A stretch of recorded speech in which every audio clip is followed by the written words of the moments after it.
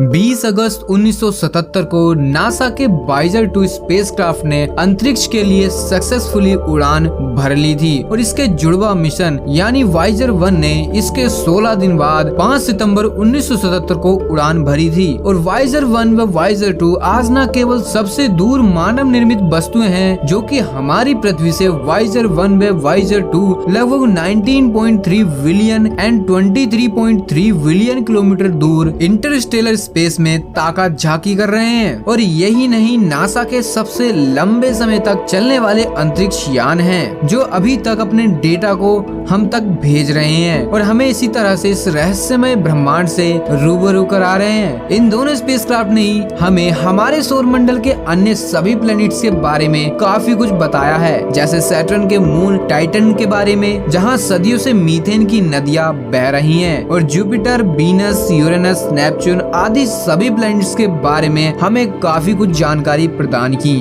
और अब आने वाले 20 अगस्त 2022 को वायेजर 2 को 45 साल होने वाले हैं, जिसके लिए नासा वायेजर 2 का 45 बर्थडे मनाने वाला है, जो कि एक ऐतिहासिक होने वाला है। आज की इस प्यारी सी वीडियो में जानेंगे वायेजर 2 की ऐतिहासिक जीत, आज की क्या कंडीशंस है वायेजर 1 और वायेजर 2 की, और मार्स मिशन से भी कुछ रिलेटेड इन्फॉर्मेशन आपको मिलने वाली है, तो इस वीडियो को लास्ट तक जरूर देखें।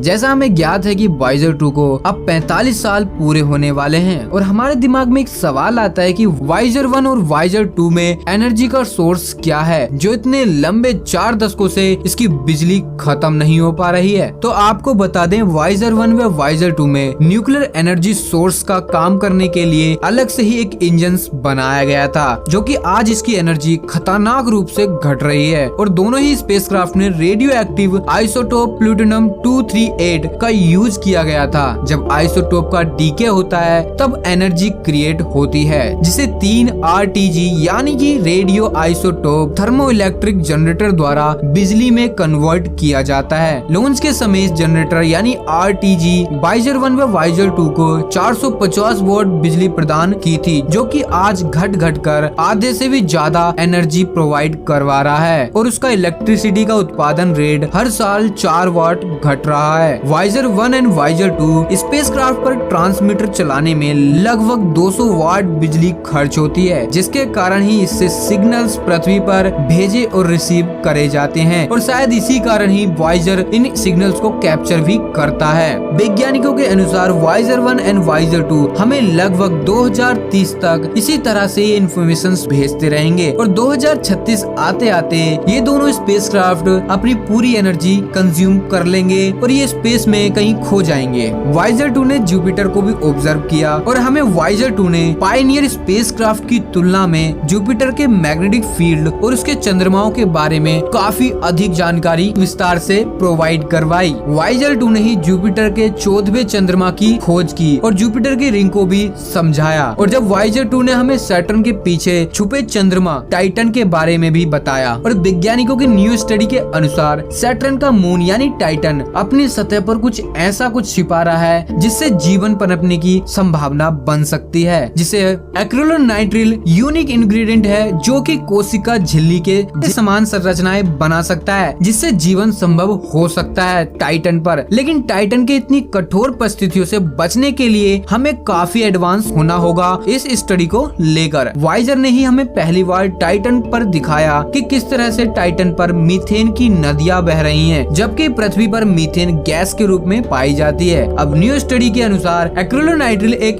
स्थिर गोलाकार झिल्ली बना सकता है जो कि टाइटन पर जीवन को बढ़ावा दे सकती है। लेकिन इस विषय पर विस्तार से जानने के लिए हमें कुछ ऐसे स्पेस प्रोब्स की जरूरत पड़ने वाली है जिससे कि हम टाइटन पर काफी हद तक नजर रख पाएं, जिससे वहाँ पर पता चल सके कि वहाँ पर जीवन पनप सकता है या फिर नहीं। लेकिन अगर वहाँ पर जीवन पनपा भी तो वो कुछ अलग ही होगा, हम जैसे मनुष्य जैसा बिल्कुल नहीं हो सकता। नासा ने वायेजर 2 के 45वें बर्थडे से पहले ही मार्स पर एक बार फिर MSR यानी मार्स सैंपल रिटर्न्स एफर्ट को फिर से करने की घोषणा 27 जुलाई 2022 को कर दी है, क्योंकि वायेजर 1 व वायेजर 2 जैसे ना जाने कितने स्पेसक्राफ्ट हमें मार्स की इन्फॉर्मेशन प्रोवाइड करवा चुके हैं और इस समय मार्स पर हमारे काफी सारे लैंडर्स और प्रोब्स भी मौजूद हैं। नासा का परसेवरेंस रोवर्स आज भी मार्स पर सक्रिय होने के सिग्नल्स हमें भेजता है। जब नासा के Perseverance rover lander MSR lander को 2021 में छुएगा, तब उन्हीं सभी सैंपल्स को जो कि MSR में मौजूद हैं उनको पृथ्वी पर लाने के लिए मंगल ग्रह की सतह से उड़ान भरने के लिए कैसिंग का यूज किया जाएगा। अगर इस मिशन में कोई भी फेलियर देखने को मिलता है तो ऐसी कंडीशंस में वहां पर मौजूद 2 हेलीकॉप्टर लाइक इंजीनियरिटी रोवर परसेवरेंस कैसिंग के लिए एक बैकअप का काम करेंगे। अब अगर हम वाइजर की बात करें तो इस टाइम वाइजर 2 और वाइजर 1 इंटरस्टेलर स्पेस में ट्रेवल कर रहे हैं और वाइजर 2 की तरह ही वाइजर 1 भी हमें डीप से डीप इंफॉर्मेशन प्रोवाइड करवा रहा है। और वाइजर 1 एंड वाइजर 2 अब धीरे धीरे बूढ़े हो रहे हैं, जिसका कारण है इसके अंदर स्थित फ्यूल का स्लोली से खत्म होना। और आने वाले कुछ ही सालों में वाइजर 1 और वाइजर 2 हमारे लिए काम करना बंद कर देंगे और हमें सिग्नल्स भेजना बंद कर देंगे और इस ब्रह्मांड की गहराइयों में कहीं खो जाएंगे। और इन अंतरिक्ष यान में कुछ ऐसे इंस्ट्रूमेंट्स का यूज किया गया है जिससे अगर ये काम करना भी बंद कर दें और हजारों सालों तक इस तरह से स्पेस में घूमते रहें और कहीं ना कहीं अंतरिक्ष में किसी कोने में किसी दूसरी सभ्यता को भी मिल जाते हैं, तो इनकी मदद से वो हमें कांटेक्ट कर सकते हैं। लेकिन ये तो अभी भविष्य में ही पता चल पाएगा। लेकिन इतना तो तय है कि अगर इस यान का ईंधन भी खत्म हो गया, वाइजर 1 एंड वाइजर 2 अपनी प्रेजेंट की स्पीड से ही अंतरिक्ष में घूमते रहेंगे जब तक कि वो किसी एस्ट्रॉइड या फिर किसी ग्रह से टकराकर नष्ट न हो जाएं। आपको क्या लगता है कमेंट सेक्शन में जरूर बताएं। और हाल ही में ही वाइजर 1 ने कुछ ऐसे सिग्नल्स भी भेजे जो कि एक चर्चा का विषय बन चुके हैं, क्योंकि ये इतने कॉम्प्लिकेटेड हैं कि इनको समझ पाना इनको मुश्किल है। वाइजर 1 अभी भी बिल्कुल नॉर्मल कंडीशन में काम कर रहा है, लेकिन वो ऐसे हमें सिग्नल्स क्यों भेज रहा है इसका अभी तक कोई प्रमाण हमें नहीं मिल पाया, जबकि वाइजर 1 की टीम इसको सोल्व करने के लिए लगातार मेहनत कर रही है। और आपको बता दें कि वाइजर 1 और वाइजर 2 जब बनाया गया था तो इतनी मॉडर्न टेक्नोलॉजी हमारे पास नहीं थी, फिर भी इसके अंदर कुछ ऐसी टेक्नोलॉजीज का यूज किया गया था जिससे हम इस अंतरिक्ष यान की ओरिएंटेशन को कंट्रोल कर सकें और हाई वोल्टेज ट्रांसफर एंटीना को पृथ्वी की ओर रख सकें ताकि इसका कनेक्शन हमारी पृथ्वी से लगातार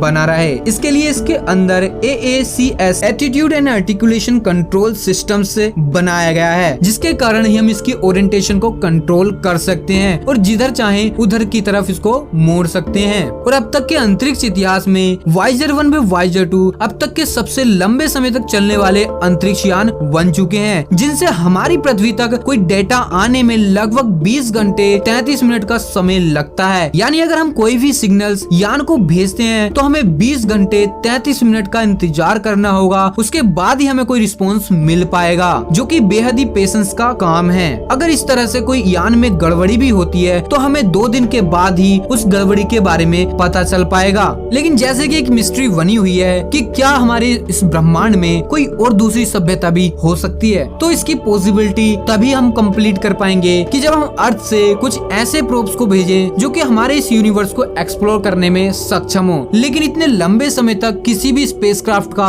अंतरिक्ष में मौजूद रहना संभव नहीं है, क्योंकि उसके लिए हम उसके अंदर इतनी एनर्जी इफर्ट ही नहीं कर पाएंगे कि वो इतने लंबे समय तक ट्रेवल कर सकें। लेकिन फिर भी वाइजर 2 और वाइजर 1 से इतनी एक्सपेक्टेशन नहीं की गई थी कि ये अपने 45 साल भी अपने पूरे कंप्लीट कर देंगे, क्योंकि जब वाइजर 1 और वाइजर 2 को डिजाइन किया गया था और लॉन्च किया गया था तो सिर्फ इनको हमारे सौर मंडल में स्थित सभी एक्सोप्लैनेट्स और प्लैनेट्स को एक्सप्लोर करने के लिए बनाया गया था, ना कि इस ब्रह्मांड की गहराइयों में जाने के लिए। लेकिन फिर भी वाइजर 1 व वाइजर 2 आज भी हमारे लिए इसी तरीके से मेहनत कर रहे हैं जिस तरह से उन्हें लॉन्च किया गया था। लेकिन ये कुछ ही समय का खेल है, उसके बाद इनकी एनर्जी लो हो जाएगी और ये सिर्फ स्पेस में लोहे का भंगार बनकर रह जाएंगे। आपको क्या लगता है कमेंट सेक्शन में जरूर बताएं। और क्या वाइजर 1 और वाइजर 2 कभी किसी दूसरी सभ्यता को ढूंढ पाएंगे या फिर नहीं, कमेंट सेक्शन में अपनी राय जरूर दें। और वीडियो पसंद आई है तो वीडियो को लाइक करें, कमेंट करें एंड शेयर करना ना भूलें। और साथ ही चैनल पर नए हो तो चैनल को सब्सक्राइब कर बेल आइकन को प्रेस जरूर कर दें ताकि आने वाली न्यू वीडियो की नोटिफिकेशन आपको सबसे पहले मिल सके। तो चलिए मिलते हैं न्यू वीडियो में न्यू टॉपिक के साथ। तो जब तक के लिए be alert, be happy, be curious.